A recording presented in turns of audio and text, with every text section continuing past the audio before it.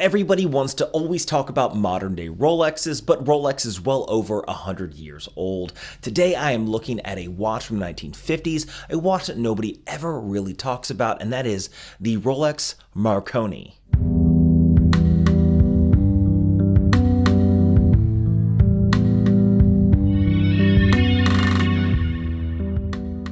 Now, this watch is the newest addition to my fiance's luxury watch collection, which I will be previewing to you guys, I guess is the right terminology, next week. I'll go over every single luxury watch in her luxury watch collection. Since she's been collecting watches for about 6 months now, she got the itch and every single spare dollar has been going into collecting watches.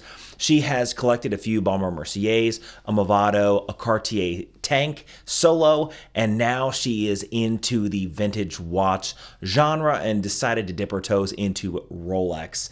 Now, this watch, we're going to talk about the history of it, the pros and cons of owning a vintage watch. So let's just go ahead and start discussing this Rolex Marconi. In 1901, Guglielmo Marconi successfully demonstrated the first use of radio waves as a means of communication. In 1909, Marconi was awarded the Nobel Prize for Physics, and his business had become a great commercial success. Radio communication was state-of-the-art technology, and this was very exciting for the general public. Now, Hans Wilsdorf, the creator of Rolex, saw this and decided he was going to hop on possibly a better branding opportunity than the word Rolex that he created out of whole cloth. Now, remember when Hans created Rolex, he thought, what sounds rich and exciting Rolex? Which I think is kind of funny because it's not like two names put together. It is simply something that someone created because it sounded good. Now, nobody denies that Rolex has been a marketing genius the entire time. The reason why they are sought after the way they are now is simply because of marketing, of branding, not because they're a great watch, which they are, a workhorse, but people want them because branding. Now, Hans Wilsdorf saw this 100 years ago, and he decided to hop on that Marconi name and brand it himself and actually trademark the Marconi name simply because it was on everybody's tongue. Because of the radio waves of communication, the state-of-the-art, the massive shift in technology, Hans decided to trademark the name Marconi to brand it on his best watches at the time. Now, he did this because then people would see all the groundbreaking technology forming around them, and they would associate the Rolex watch with this state-of-the-art technology that is popping up all around them. Again, great branding. Now, the Marconi line started in 1920, and the Marconi line was only the very best. It was the very best movements that Rolex could manufacture, and it utilized this name Marconi in the line. So not their standard models, but only their best of the best state-of-the-art at the time. Now, these lines were their most expensive lines. These were limited run productions that weren't really available to the general public. So when I started doing a deep dive into this Marconi Rolex, I started seeing this and I was like, okay, so the Rolex Marconi was a limited edition run of the best at the time between the 1920s and 1950s. This is a 1950s model that I have here, and it was limited in their production, and it wasn't offered to anybody. It was offered only to the best of their buyers. So let's look at my fiance's Rolex Marconi, her newest addition to her luxury watch collection. Now, this watch is a little smaller. It is solid 18 karat rose gold, and this is from about the mid 1950s.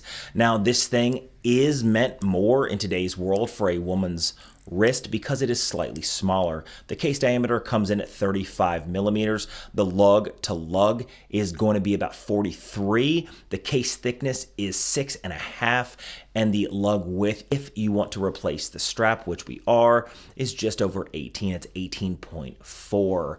Now, this watch has a beautiful domed crystal that gives it a nice three-dimensional look, especially at the side of that crystal distortion.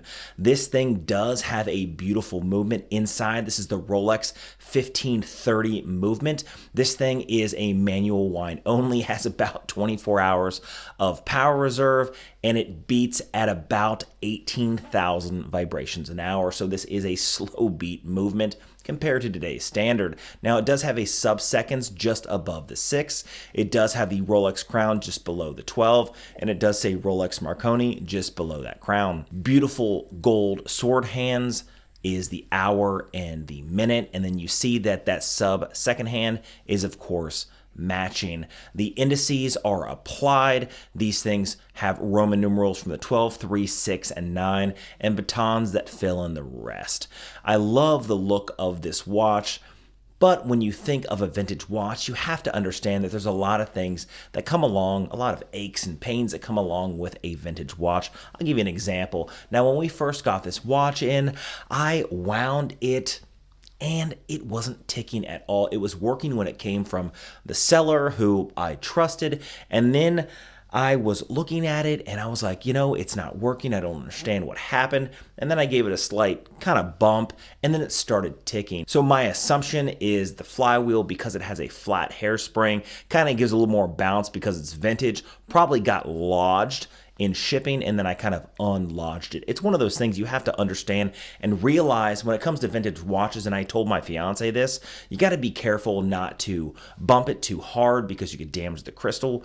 The crystal's super hard to replace at this point. Same thing with all the gears and drivetrain and parts inside the watch. At this point, with a vintage watch that's made in the 1950s, there's no more parts for it. So if something breaks on it, then I'm going to have to send it to a watch maker who's going to have to custom make that part or piece so that my watch can continue functioning. This is one of those things that is a headache to a lot of people. They don't realize. They see Rolex, they see the Rolex name, they're like, oh, I want to buy a Rolex. This is relatively affordable. This was about $1,200. But it is in great shape. The dial looks beautiful. The indices have a wonderful patina on it. The movement is a workhorse movement. Right now on a time grapher, it's plus 28 seconds a day, which is really good for a movement that's 70 plus years old. I love the fact that it has the history of the Rolex Marconi name, and I love the fact that Hans Wendorf took the Marconi name and he saw what was happening around him, and he's like, you know what? I want people to associate my watch with state-of-the-art stuff that's popping up all around us. The world is suddenly changing. I want people to associate that technology, that change with my watch, and then he branded it for himself. Again, nobody says that Rolex isn't bad at branding. They're the best branders in the world, and I love the history behind this watch. I love the fact that this was in the 1950s, the 1920s, the 1950s. This was the best of the best watch. There was nothing better that Rolex was producing other than this. I love that sub-second hand just above the 6. It's just a beautiful watch. But when it comes to beautiful watches, when it comes to vintage watches, you have to understand, like I told my fiance, you can't ever get this wet. Only wear it out when we go to dinner, someplace nice. Don't ever wear it to work, right? Because you could slam it up against a desk. Be careful, when you're washing your hands, take it off and put it away because you don't want any water intrusion at all, because I wouldn't even trust this being splash resistant or rain resistant or anything, right? The last thing you want to do is to harm a piece of history, which is what this watch is. It is a piece of history, and I love bringing you guys these type of videos, right, where I can bring you some history, some value, some affordability, because people love Rolex because of the branding. I'm not necessarily the biggest fan of Rolex. I own a Rolex Kermit, and I love that watch. but I would never buy a new watch from Rolex because it's just too expensive. The hype is too high. The branding is too good for that company, and they're going to end up finding their fall. Trust me. However, I love this watch because of the vintage aesthetic. Same thing when it comes to like an Omega Seamaster from the 1950s and 60s. It's very similar in its aesthetic. I was looking at a vintage Omega Seamaster a couple months ago. I didn't pull the trigger on it. I should have, because then I would have had a matching Omega Seamaster to my fiance's now Rolex Marconi. Maybe I'll look and pick one up. Anyway, what do you guys think? Do you like videos like this? Hit the subscribe button. It doesn't cost you guys anything. Leave a comment of the content you guys would like to see on this channel. This is All Things Random, mostly watch reviews with some random stuff sprinkled in between. I have a lot of videos coming out in the future. Make sure you hit that notification bell because I have a lot of videos coming out and sometimes people don't get notified. So hit that notification bell and I'll see you guys in the next one.